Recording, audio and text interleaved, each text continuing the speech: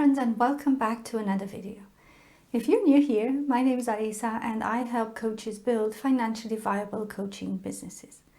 A lot of the work I do with my clients focuses on putting together their business models and strategies, and it is this last part that I want to address in today's video. Namely, the first step you need to take to create a strategy for your coaching business, and that is assessing the current situation of your business, and based on that assessment, making a decision for what areas you need to address and focus your plan or strategy on.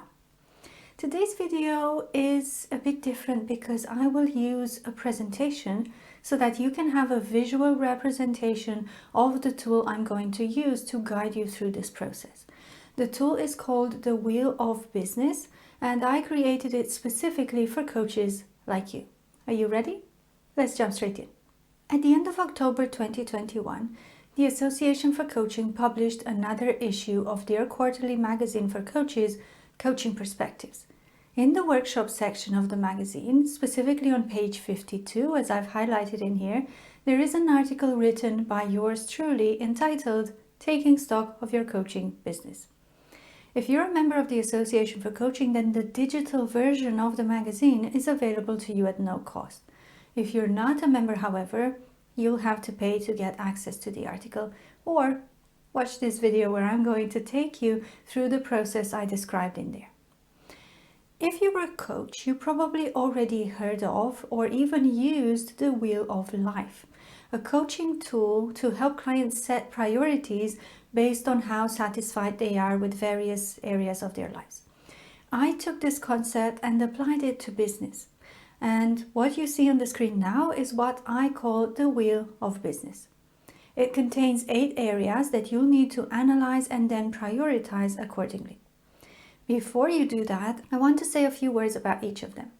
Revenue represents the amount of money you're making in your business via one or several sources, such as one-to-one and group coaching, selling digital products like courses and ebooks, affiliate marketing, and so on.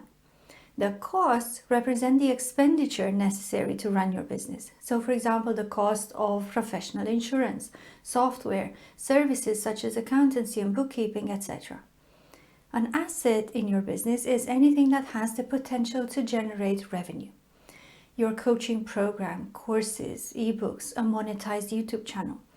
This is not the textbook definition of an asset, and your accountant might not add these to your balance sheet.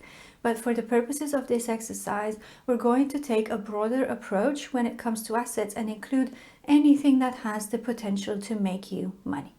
Moving on to the fourth element of the Wheel of Business, the pipeline. Your pipeline is the pool of people that have an interest in what you do and the services or products you offer.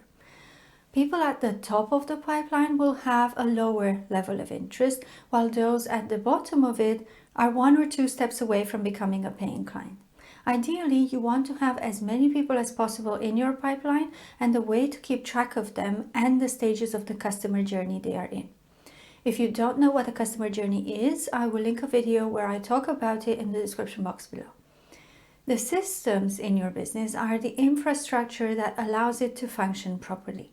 For example, you need a system for onboarding clients, another one for keeping notes and storing client information. You need a system for recording financial transactions, another one for keeping track of your pipeline, etc. This last one is called a CRM, or a customer relationship management system. These are just a few examples. You might need more or less systems depending on how you conduct your business. Which takes me to the business model. I talked about business models in a previous video, so instead of repeating myself here, I will link it for you below.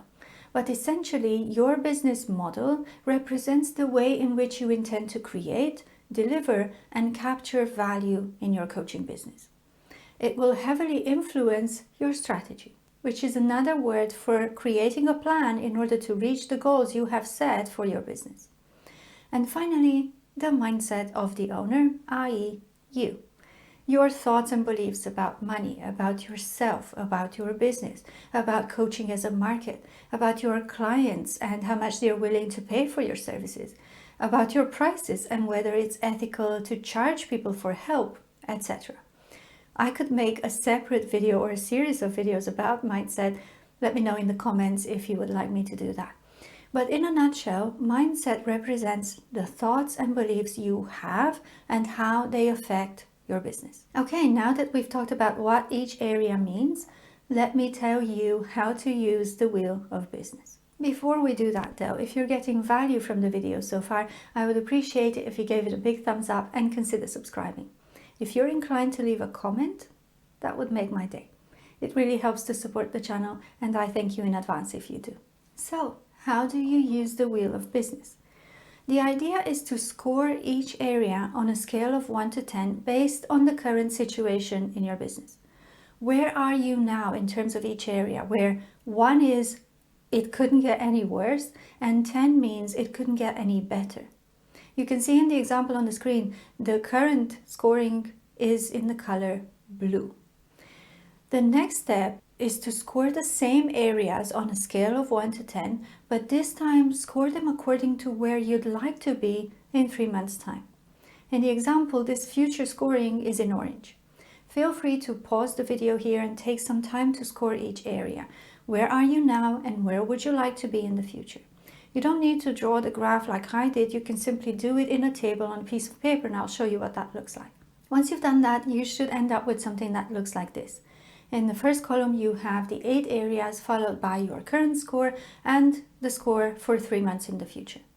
Now you can determine which areas of your business need your attention the most. The bigger the gap between the future score and the current one, the higher on the priorities list that area is. In this example here, you can see that mindset is the biggest priority, followed by revenue, pipeline, and business model. Here's the thing. You might end up with a lot of priorities, but you're not going to be able to work on all of them at once. So my suggestion is to pick a maximum of 3 areas that you will focus on for the next 3 months. Any more than that and you will be overwhelmed. The good news is that there are interdependencies between these areas, so by working on one, you will likely make an impact on others too.